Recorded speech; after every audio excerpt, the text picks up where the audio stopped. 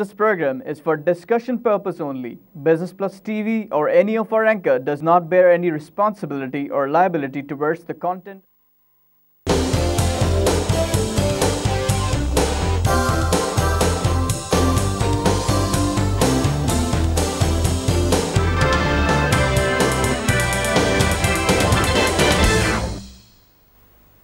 नाजरीन, welcome to the market show. मैं हूं अली नासिर। आज नाजरीन जिस मौजू के ऊपर बात करेंगे वो है हमारे मुल्क के अंदर जो बराह रास्त सरमायाकारी आएगी और उससे जो मुल्क की मईशत के अंदर बेहतरी रुनमा हो सकती है उसके बारे में। और हमारे साथ बहुत ही अहम मेहमान आज शामिल गुफ्तगू होंगे जनाब एम अब्दुल अलीम साहब, chief executive secretary general overseas investors chamber of commerce and industry. Welcome करूँगा सर आपको। जी अस्सलाम वालेकुम, थैंक यू, बहुत शुक्रिया जनाब। सबसे पहले तो ये है कि हमारे जहन में बहुत सारे सवालात होते हैं क्योंकि बैनुल अक़वामी सरमायाकार पाकिस्तान को एक मुख्तलिफ ज़ाविये से देखते हैं।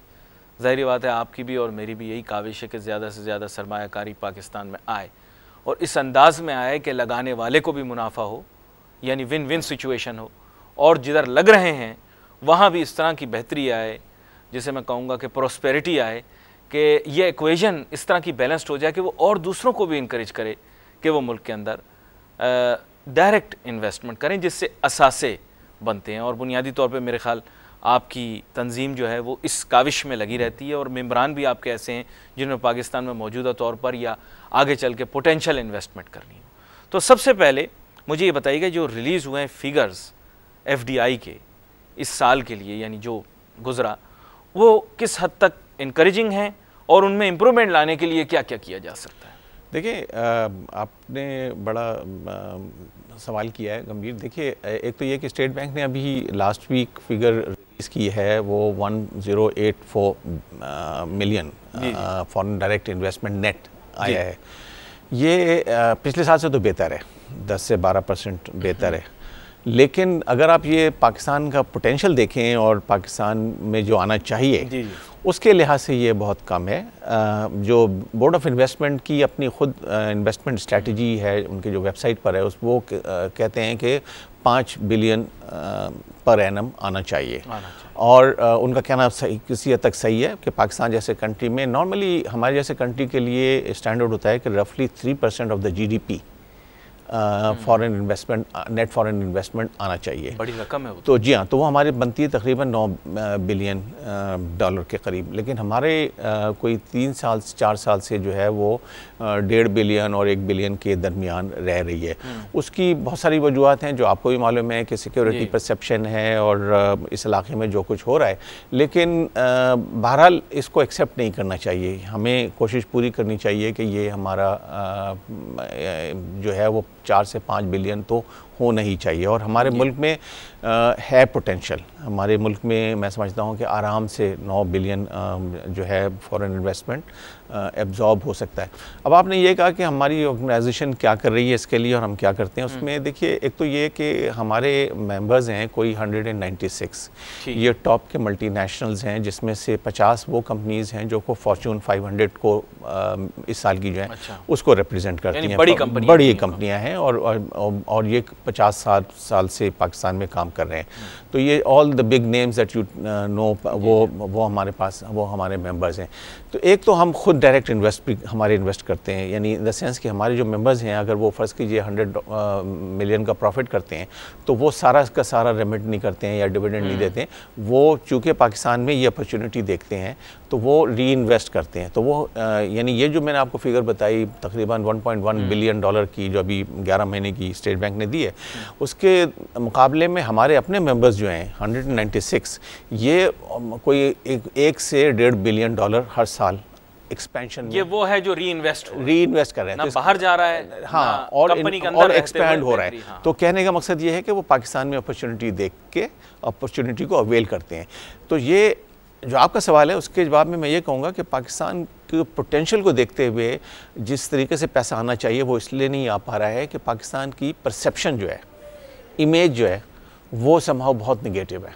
और ये जो नेगेटिव इमेज है वो रियलिटी को, यानी जो रियलिटी पाकिस्तान में है, मतलब अगर आप आजकल के हालात को देखें तो पाकिस्तान में इतनी ज़्यादा पॉजिटिव्स हैं कि इंटरेस्ट रेट्स पाकिस्तान में लोएस्ट हैं इस वक्त, इन्फ्लेशन गिरा हुआ है, पाकिस्तान की मिडिल इनकम जो ग्रुप है वो कोई 70 मिलियन की है। जी मैं सुबह देख रहा था, खबर आई थी। जी हाँ, यानी अच्छा, पाकिस्तान में जितनी कंपनीज ऑपरेट कर रही हैं उनके अगर आप रिजल्ट्स देखें जो 2015 के अभी आए हैं वो बड़े अच्छे रिजल्ट्स आए हैं, वो ग्रोथ दिखा रही है। सीपैक प्रोजेक्ट्स की बात हो रही है, ये सारी चीज़ें हो रही हैं।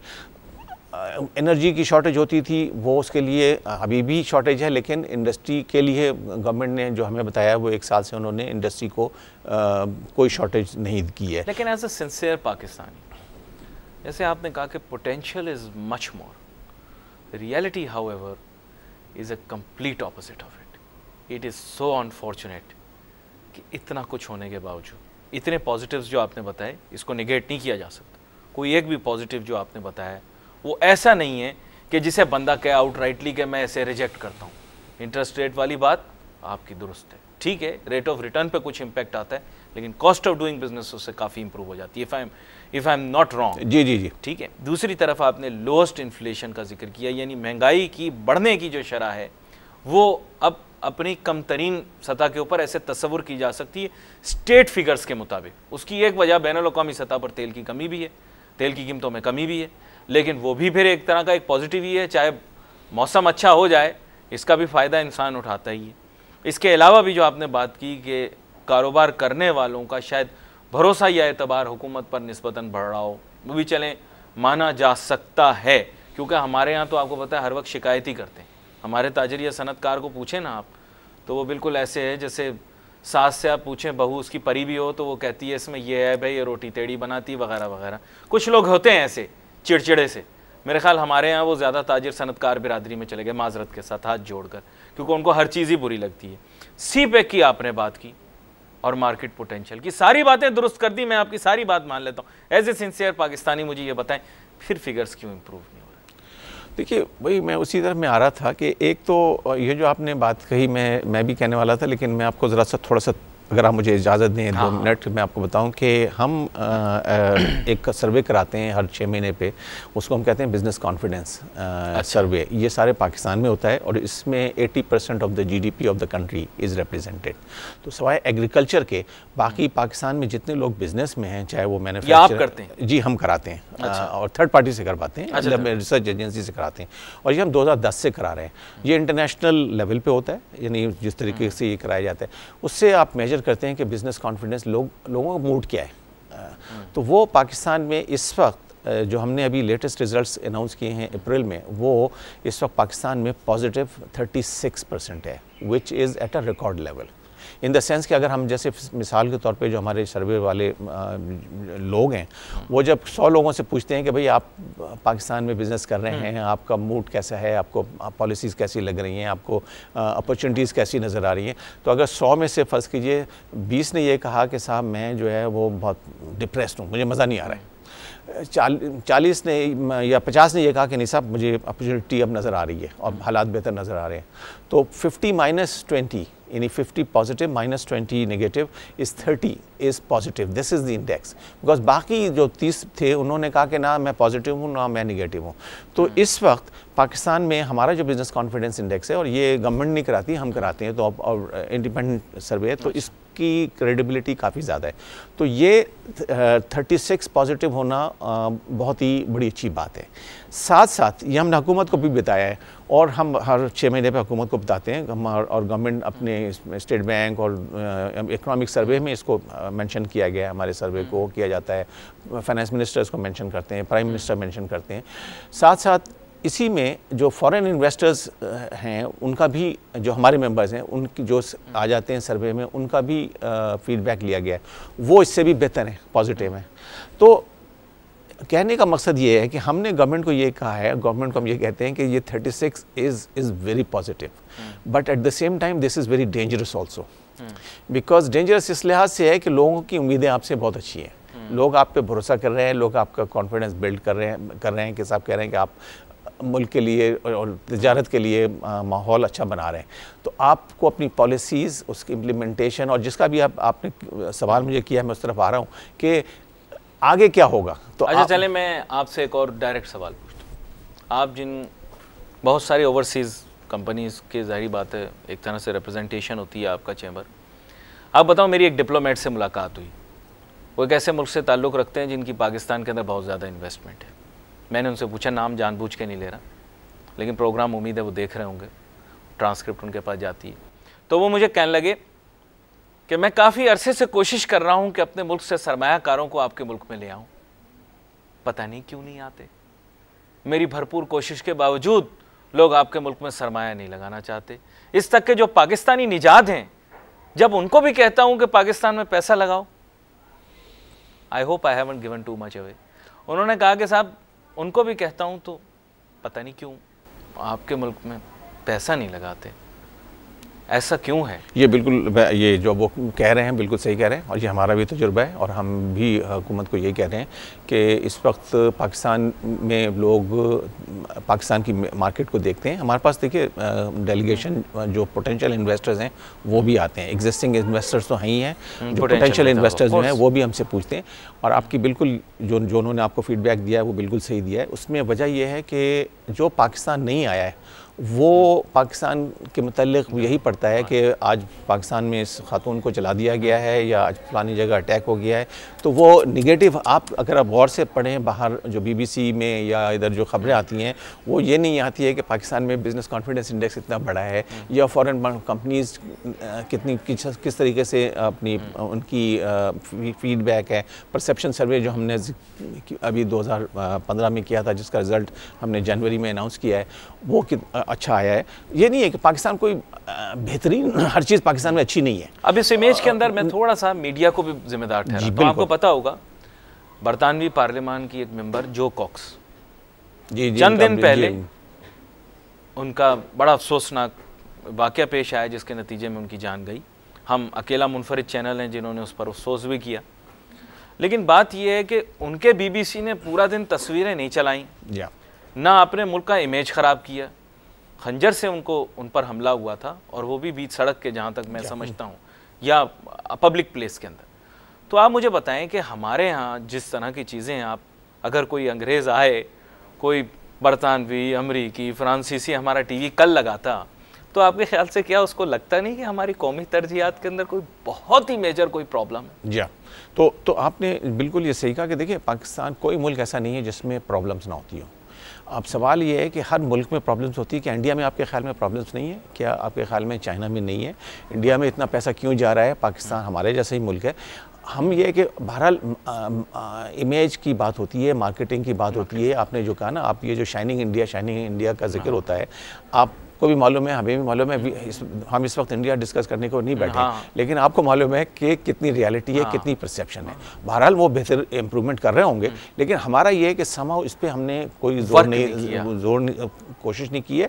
और इसमें मैं समझता हूँ मीडिया की बहुत बड़ी जिम्मेदारी, आपने सही कहा, लेकिन साथ साथ हुकूमत की भी जिम्मेदारी है कि देखिए ये हमें हमारी पाकिस्तान एम्बेसीज बाहर बैठी, एम्बेसडर्स बाहर बैठे हुए हैं, हमारा जो मीडिया गवर्नमेंट के डिपार्टमेंट्स हैं, चैनल्स हैं, ये क्यों नहीं पाकिस्तान में हर चीज़, आप मुझे ये बताइए कि बैठे हुए ना, भाग दौड़ नहीं कर रहे हैं ना जी, वो लोग तो भाग दौड़ कर रहे हैं, ये बैठे हुए हैं वहाँ जाकर हमारे सारे। आप मुझे ये बताइए कितने चैनल्स हैं जो कि बिजनेस न्यूज़ दिखाते हैं, कितने चैनल्स हैं जो कि ये बताते हैं कि पाकिस्तान में इकोनॉमिक ग्रोथ कितनी हुई है। बस ये एक मुनफरिद बिजनेस प्लस को ये हासिल है। तो सवाल ये है कि हाँ, इसीलिए मैं ये कह रहा था कि देखिए इसको, ये हमारी सबकी जिम्मेदारी है, ये सिर्फ एक हम शिकायत तो कर सकते हैं, लेकिन इज्तिमाई जिम्मेदारी है। क्योंकि जो आपने एक शुरू में एक बात की थी जिसका जो हम बीच में नहीं कर सके, कि देखिए अगर लोगों को ये रियलाइजेशन नहीं है कि पाकिस्तान में हर साल 20 लाख के करीब नए ग्रेजुएट्स यूथ आ रहे हैं मार्केट में, उनको हम किस तरीके से एब्जॉर्ब करेंगे, जॉब कैसे क्रिएट करेंगे। देखिए ये स्टॉक मार्केट में जो पैसा आ रहा है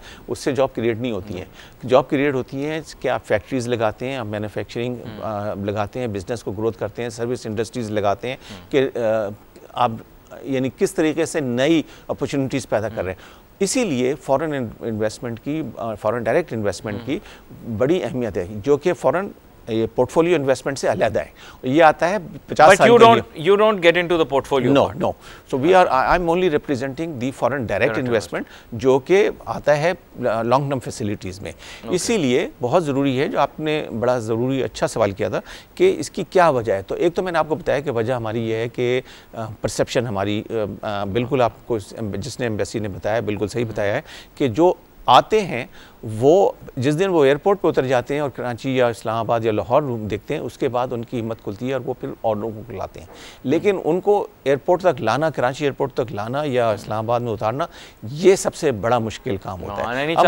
अब मुझे भाई एडवाइजरियाँ लगी हुई हैं, कैसे आएंगे सर? खुद समझिए, मुझे एक एडवाइजरी लगी हुई जिसके अंदर लिखा हुआ है ओनली नेसेसरी ट्रैवल, तो फिर कहाँ आएगा वो बेचारा? अब एडवाइजरी तो देखिए ना, एडवाइजरी पे भी काम किया जा सकता है। हालांकि पाकिस्तान में सिक्योरिटी के हालात बहुत बेहतर हुए हैं। इसमें हमारा भी अपना सर्वे जो है हम फॉरेन इन्वेस्टर से जो हमने कराया है और हम करते रहते हैं, वो अभी हम एक और करा रहे हैं।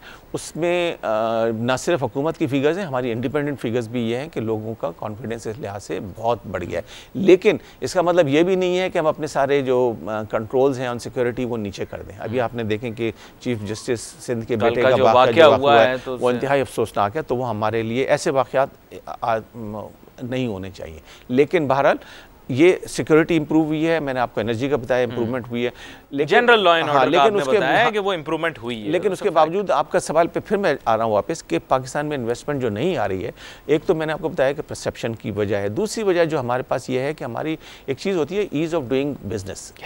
ये वर्ल्ड बैंक कराता है, ये हर साल फिगर्स रिलीज होती हैं। कितना आसान है कारोबार करना, कितना आसान ये होता है वैसे SMEs के लिए, छोटी कंपनीज के लिए, जो कि मतलब एक समझिए कोई 100 मिलियन का बिजनेस कर रहे हैं, तो वो हमारे मेंबर्स उसमें नहीं आते हैं।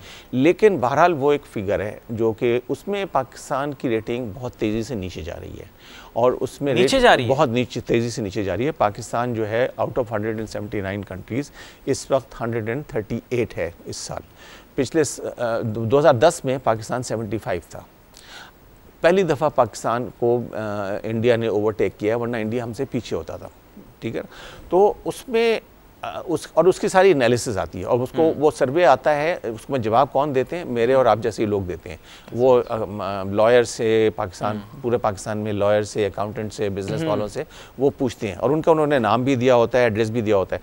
तो वो पाकिस्तान को कह रहे हैं कि पाकिस्तान में नया बिजनेस स्टार्ट करना, फॉर एग्जांपल पाकिस्तान 122 नंबर पे वर्स्ट कंट्री है, यानी आउट ऑफ 179।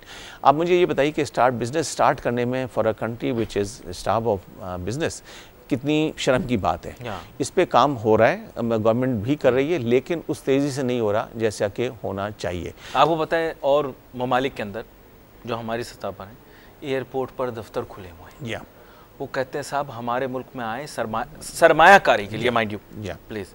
उसमें मकसद ये है कि वो तो अपने मुल्क की शहरियत देने के लिए तैयार हो गए हैं।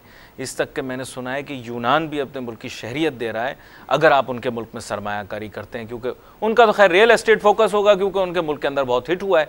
लेकिन हमारे मुल्क के अंदर मैंने और भी सुना है, ईस्टर्न यूरोप का भी मैंने सुना है, ऐसे एक आधा और 2-3 किसी ने मुझे बताया कि मखदूनिया एक ऐसा मुल्क है, Macedonia, which is encouraging people to. आपके मुल्क के अंदर इन्वेस्टमेंट के मुतालिक क्या आपने कुछ देखा कि एयरपोर्ट के ऊपर या हमको घेर घेर के गोरों को ला रहे हैं कि जनाब आप पैसे लगाएं? मतलब आपकी बात नहीं मैं कर रहा, ये स्टेट की रिस्पांसिबिलिटी बाय द वे। तो देखिए जी हाँ, तो उसी तरफ हम, लेकिन देखिए अब हम ये कि हम एतराज़ करके हट नहीं सकते हैं। मुल्क जैसे मैंने कहा कि हमारा ही है, अगर हमारे इदारे काम नहीं कर रहे हैं तो उनको हमें झंझोड़ना है, हाँ, मुतहरिक करना है। तो आपने बिल्कुल सही कहा कि जिन लोगों की जिम्मेदारी है, सिर्फ ये बोर्ड ऑफ इन्वेस्टमेंट की ही जिम्मेदारी नहीं है, सबसे वैसे जिम्मेदारी मेन उनकी बनती है, लेकिन और जो भी इदारे हैं जो कि इन सारे प्रोसेस में हेल्प कर सकते हैं, उनको हर एक को उनकी अकाउंटेबिलिटी होनी चाहिए। उनसे पूछना चाहिए बड़े लोगों को कि आपने क्या किया, आपकी वजह से कितना इन्वेस्टमेंट आया। अब एक और जो बड़ा मसला जो सबसे बड़ा पाकिस्तान में, वो ये है कि पाकिस्तान में इंसेंटिव्स बड़े अच्छे हैं फॉरेन इन्वेस्टमेंट के लिए, लेकिन उनकी इम्प्लीमेंटेशन में एक चीज़ होती है पॉलिसी, एक चीज़ होती है उसकी इम्प्लीमेंटेशन, उसकी डिलीवरी, उसमें बड़ा गैप है। तो इस वजह से जो लोग नए आना चाहते हैं वो पहले हमसे पूछते हैं, हमारे इन्वेस्टर से पूछते हैं। तो हमारे इन्वेस्टर्स जो हैं वो ज़ाहिर है उनको बताते हैं कि भाई ये पॉलिसीज़ हैं, लेकिन इतनी इस तरीके से ऑटोमेटिक आपको इंसेंटिव्स जो हैं वो नहीं मिल जाएंगे, आपको उसके लिए स्ट्रगल करनी होती है। तो हम हुकूमत को हर वक्त ये बताते हैं कि देखें ये जो गैप है, ये परसेप्शन ऐसे ही बनती है कि ये आप अच्छी पॉलिसी होने का क्या फ़ायदा कि अगर वो आप उसको इम्प्लीमेंट ना करा सकें। और इम्प्लीमेंट कौन करेगा? आपके अपने लोग हैं, आपके गवर्नमेंट के वेरियस डिपार्टमेंट्स हैं। इसके अलावा एक, जब मैंने आपको ईज़ ऑफ डूइंग बिजनेस का बताया, फिर इसके अलावा इंटेलेक्चुअल प्रॉपर्टी राइट्स आपको मालूम होगा कि वो फॉरेन इन्वेस्टमेंट के लिए बहुत इंपॉर्टेंट चीज़ होती है। यानी वो जो उन्होंने नई इन्वेंशन, ये हमारे लोगों को नहीं समझ में आएगी बात, नहीं, आप इनको बसीरत नहीं है इतनी। मैं आपको सही बता रहा हूँ, हमारे लोगों में इतनी बसीरत नहीं, इनको पता नहीं कि इल्म, अकल, जहन, सोच और फिक्र की भी एक कीमत है, इनको नहीं पता है। तो लेकिन हमें कोशिश तो करनी चाहिए ना। लेकिन गोरे कहते हैं यस, और हमें फॉरेनर्स कहते हैं यस। और उसके बगैर देखिए, अगर हम नहीं इम्प्रूव करेंगे तो हमारे इन्वेस्टमेंट नहीं आएगी, नई मेडिसिन यहाँ नहीं बनेंगी। जो नई इन्वेंशन आ रही हैं वो पाकिस्तान में अगर कॉपी हो जाती हैं, अगर उसको प्रोटेक्शन नहीं मिलती है तो वो यहाँ नहीं भेजेगा। तो होगा क्या कि फिर हमारे मरीजों को वही प्रोडक्ट, जो नई कैंसर की एक अगर ट्रीटमेंट है या नई किसी हेपेटाइटिस की ट्रीटमेंट है, अगर वो पाकिस्तान में नहीं बन रही है इसलिए कि वो इंटेलेक्चुअल प्रॉपर्टी प्रोटेक्शन, जब आप नकल को जुर्म ही नहीं छोड़ेंगे इस मुल्क में, जब आप मैट्रिक में भी नकल करवाएंगे, 8वीं जमात में भी नकल करवाएंगे, इंटर में भी नकल करवाएंगे, उससे आगे भी नकल करवा के आगे बढ़ेंगे, तो बच्चा जब वर्कफोर्स में आएगा उसे लगेगा नकल करना बिल्कुल ठीक ठाक है। जब आप दूसरों की किताबों की फोटोकॉपियां बना बना के अपने मुल्क में, आपको पता है पब्लिशर हमारे मुल्क में नहीं आते। Publishing is a major business in the world, publisher नहीं आता आपके मुल्क में। कोई भी नॉलेज बेस्ड इंडस्ट्री आपके मुल्क के अंदर इनोवेशन, इन्वेंशन नहीं करना चाह रही। उसकी वजह यह है कि आप नकल को जायज़ कहते हो। हर काम इस हिसाब से, आइडिया अगर आपके जहन में कोई सोच है, फिक्र है, आपने किसी को बताया, उसने चुरा ली, अपनी जगह लगा ली, पेटेंट वगैरह ये वो, इनको क्या आप समझा रहे हैं? ये तो कहते हैं पायरेटेड इज़ ओके। और देखिए, और सबसे बड़ा जो एक और प्रॉब्लम आजकल पाकिस्तान में फॉरेन इन्वेस्टमेंट के लिए है, जिसकी वजह से नहीं आ रहा है, वो ये कि पाकिस्तान की पॉलिसीज़ जो हैं वो कंसिस्टेंट नहीं रहती, प्रेडिक्टेबल नहीं है।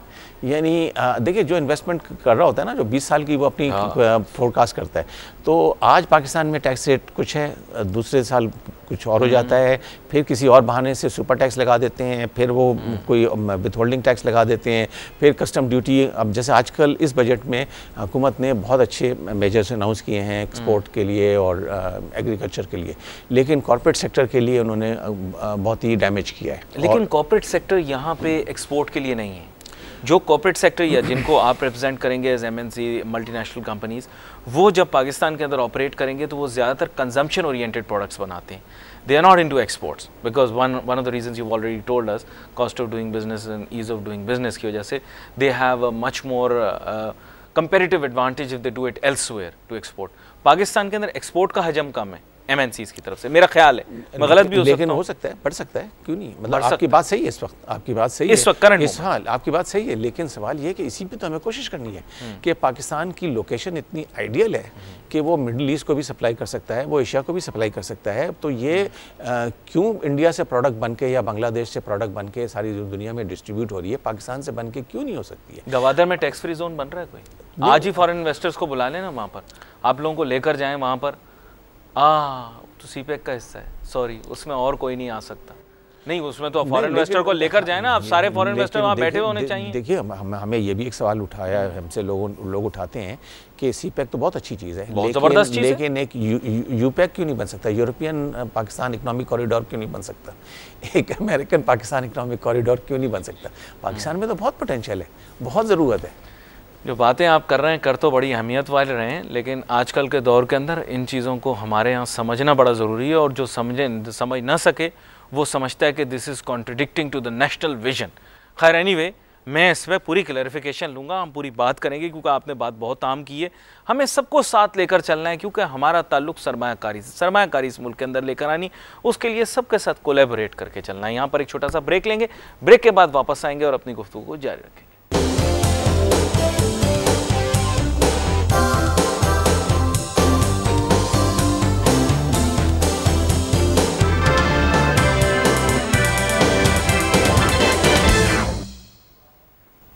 नाजरीन वेलकम बैक आफ्टर ब्रेक। गुफ्तगू हमारी जारी है जनाब अब्दुल अलीम साहब के साथ, chief executive secretary general overseas investors chamber of commerce and industry.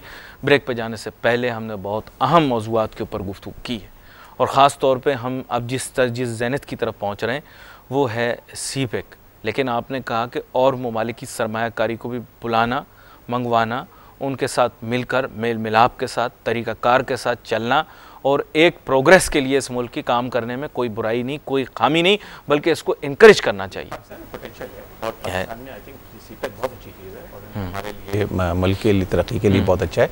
लेकिन हमारे लिए जैसा कि आपने कहा, एक तो हमें एक कंट्री फोकस नहीं होना चाहिए, ठीक है।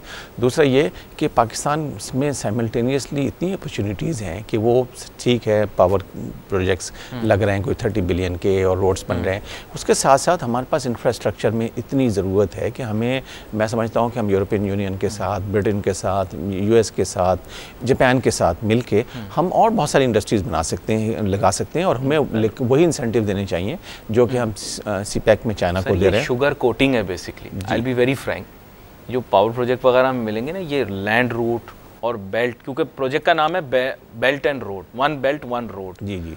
उस प्रोजेक्ट के अंदर चूंकि हम हिस्सा हैं तो फिर उसके रिटर्न में हमें सरमायाकारी मिलेगी। जी। आपने कहा और ममालिक के साथ भी चलना चाहिए। बिल्कुल चलना चाहिए और मैं समझता हूँ कि देखिए मैं नहीं समझता हूँ कि हमें आइसोलेट रहना चाहिए दुनिया से, क्योंकि इंडिया हमारा बराबर में बैठा है। इंडिया बहुत तेज़ी से तरक्की कर रहा है और इंडिया में काफ़ी बहरहाल उन्होंने ख़ुद अपनी मेहनत से भी आगे पॉलिसी भी बेहतर बनाई हैं और तरक्की की है और मुल्क भी बहुत बड़ा है। हम अगर अपने आप को ग्रो नहीं करेंगे, सिर्फ एक चाइना सीपेक जैसे प्रोजेक्ट्स जो कि बड़ा है, 15 साल का है, हमें उसके साथ साथ और ऑल्टरनेट्स भी डेवलप करने चाहिए और हमारे पास कैपेबिलिटी है, अपॉर्चुनिटी है। मतलब देखिए पाकिस्तान जो मैं समझता हूँ, एक मिसाल मैं आपको दूंगा कि पाकिस्तान में जितना पोटेंशियल है वो इस लाइक का 8 सिलेंडर जो गाड़ी होती है ना, वो इस वक्त चल रही है कोई 1.5 सिलेंडर पे। वो सही बात है ना।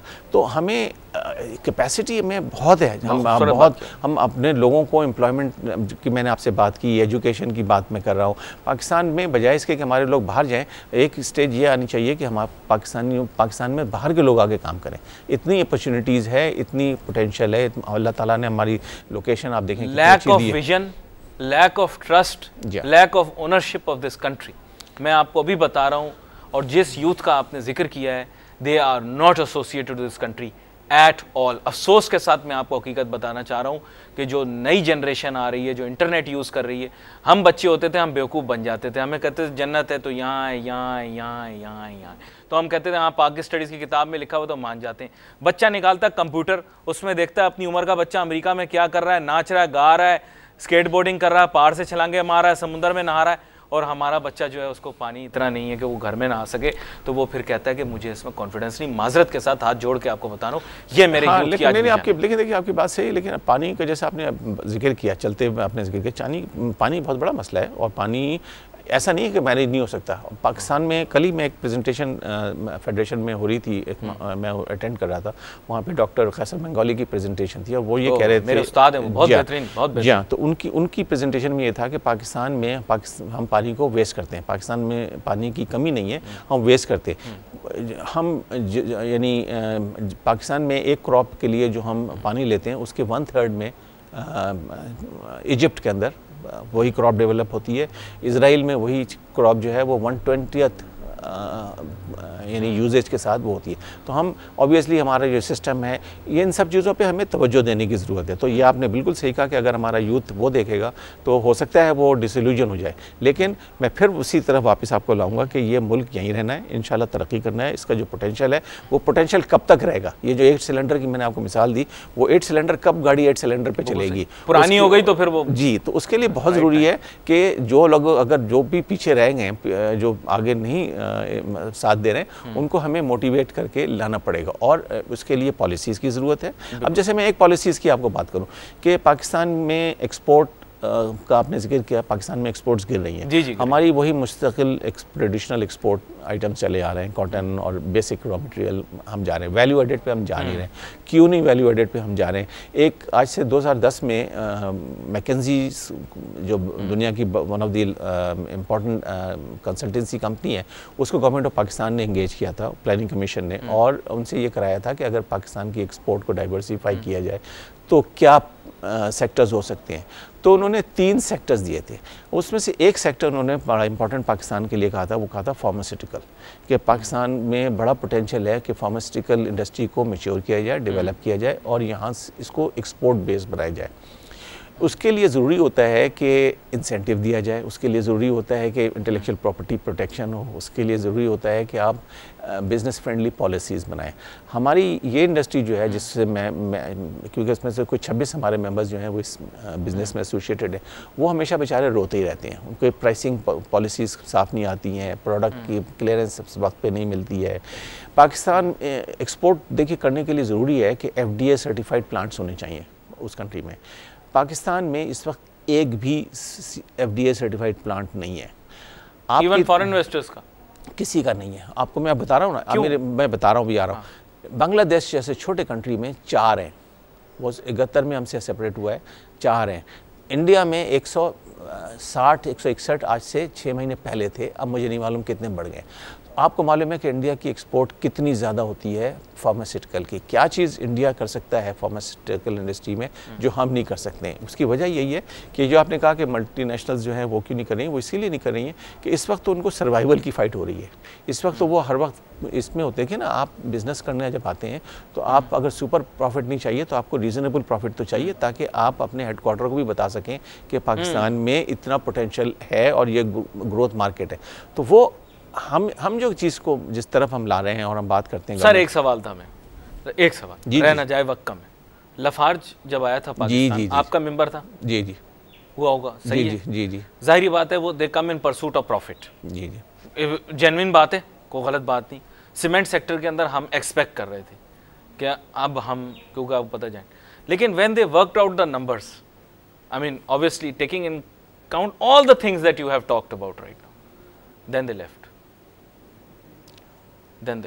देखिए, मैं उस मामले में मैं समझता हूँ कि उन्होंने ये हर्ट हुआ। ये मैं आपको बताऊँ, मुल्क का इमेज तो मैं नहीं कहूँगा, लेकिन मुल्क का इन्वेस्टमेंट का मैं समझता हूँ गलत किया उन्होंने गलत किया बिल्कुल। देखिए ये बहुत सारे इमोशनल डिसीजंस होते हैं और बहुत सारे आपको रोड ब्लॉक नज़र आते हैं। देखिए ना, मैं आपने जितनी बातें की है मैंने भी की हैं। हम अगर यही देख लें, अगर आज इस वक्त की जो टैक्स पॉलिसीज़ इस दफ़ा आई हैं तो बहुत सारे लोग हैं वो कहेंगे कि साहब मैं तो बिज़नेस नहीं ग्रो करूँगा, लेकिन इज़ दैट द वे? वो रोड ब्लॉक्स को आपने गिराना होता है। हम जैसे इस वक्त बातचीत कर रहे हैं, फाइनेंस मिनिस्ट्री से बात कर रहे हैं, FBR से बात कर रहे हैं, क्योंकि हमें मालूम है कि at the end of the day वो भी बड़े रीजनेबल लोग हैं। लेकिन सर एक मैसेज जाता है ना। अब देखिए, फ्रांस कोई छोटा मुल्क नहीं है और पूरे यूरोपियन यूनियन के अंदर एक इंप्रेशन गया कि एक बहुत मेजर, ये मेरे ख्याल दूसरे या तीसरे नंबर पर आता होगा, जी जी, मतलब टॉप सीमेंट मैन्युफैक्चरर दुनिया का। जी सीमेंट नहीं वन ऑफ द टॉप 3 बिल्कुल। अब वो आता है पाकिस्तान, काम करता है, फिर कहता है मुझे नहीं करना, चला जाता है। ये हमारे लोगों को तो इसका पता नहीं, लेकिन इससे इफेक्ट होता है। लेकिन आपकी इसकी बात से मैं एक चीज़ ये कहूँगा कि आपने एक तो उसने भी गलत डिसीजन लिया और दूसरी तरफ हमें किसी सूरत से उसको रोकना चाहिए था। हमने नहीं रोका। हाँ, हमने ये कहना चाहिए था, क्योंकि देखिए हमारे लिए भी तो ब्रांडिंग है ना, पाकिस्तान की भी ब्रांडिंग है। पाकिस्तान की ब्रांडिंग आपने अब जो अभी जिक्र किया डिप्लोमेट का कि लोग आना नहीं चाहते, वो इसीलिए है कि वो पढ़ते हैं, परसेप्शन है। अभी आपने देखा कि पाकिस्तान इमर्जिंग मार्केट में क्लासीफाई हुआ है, उसका हमसे कोई इतना ताल्लुक़ नहीं है, वो हम FDI की बात करते हैं। लेकिन मैं समझता हूँ कि पाकिस्तान के लिए बहुत अच्छा है, क्योंकि एक पॉजिटिव न्यूज़ गई है। वरना पाकिस्तान की न्यूज़ यही जाती है कि आज ये मर्डर हो गया, आज इसने इसको गिरा दिया, आज यहाँ आर्मी ने ये कर दिया और अफ़गानिस्तान ने ये कर दिया। क्योंकि देखिए मुख्तलिफ ममालिक के इंटरेस्ट हैं कि पाकिस्तान बाहर ना निकले, पाकिस्तान ग्रो नहीं करे। हमारे अपने लोगों में भी बहुत सारे ऐसे लोग होंगे जो अपनी इनएफिशिएंसी की वजह से इस चीज़ को समझ नहीं रहे, ठीक है ना। लेकिन हमें पाकिस्तान की अच्छी न्यूज़ देनी है पाकिस्तान को। सर देखें ना, मैं सब आप और मैं तो बहुत पॉजिटिव बात कर रहे हैं। अब ये just between one Pakistani and another Pakistani and a whole lot of Pakistanis listen.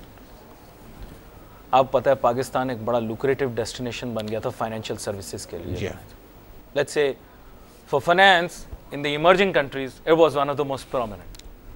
Less regulation. अभी भी है, बट एवरीवन वेंट अवे ना, देयर इज नोबडी लेफ्ट। नहीं देखिए उसमें और वो भी नाराज हो गए, गरगाश को भी आपने नाराज कर दिया, फालतू में, कोई जरूरत नहीं थी। देखिए उस पर लेकिन टू बी फेयर देखिए HSBC गया, वो अपनी मजबूरी से गया, बार्कलेज गया, उनके अपने प्रॉब्लम्स थे। देखिए ये मैं समझता हूँ कि ये ऐसी बात नहीं है। मैं देखिए ये सर अब आखिरी रह गया, वो भी सुकड़ रहा है। अब मेरे और आपके दरमियान नाम में वैसे नहीं ले रहा, फिर वो कहेंगे कि हमारी जो भी स्ट्रेटेजी। लेकिन देखिए लेकिन उसमें देखिए फेयर होना चाहिए हमें, इसलिए कि ये जो जिन लोगों के आपने नाम लिए हैं, ये इस वजह से नहीं गए कि हमने हमारी, मैंने लिया नहीं किसी का नाम, मैंने कहा सब चलेगा। मैंने नाम लिया है, मैं आपको HSBC का नाम बता रहा हूँ, मैं आपको बार्कलेज का नाम बता रहा हूँ, लेकिन ये बड़े लोग हैं, उनके अपने ग्लोबल प्रॉब्लम्स थे, हमारी वजह से नहीं। क्योंकि पाकिस्तान ग्लोबल रिपोजिशनिंग, क्योंकि पाकिस्तान में जो बैंकिंग और फाइनेंशियल सेक्टर है वो इतना बुरा नहीं है। They are making good money, उनके साथ वैसे जाती हो रही है, टैक्स रेट्स उनके साथ जाता है, उनके साथ और कुछ फैसिलिटीज़ नहीं हो रही, लेकिन ऐसा नहीं है कि पाकिस्तान की अहमियत, पाकिस्तान का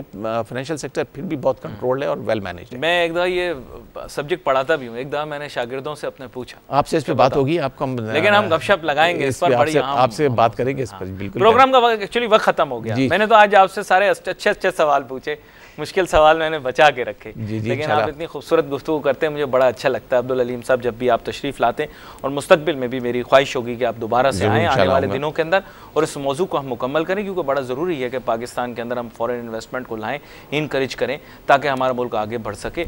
और यहाँ पर हमारे प्रोग्राम का वक्त ख़त्म हुआ चाहता है। अली नासिर को, हमारी टीम को इजाज़त दीजिए। अल्लाह हाफ़िज़।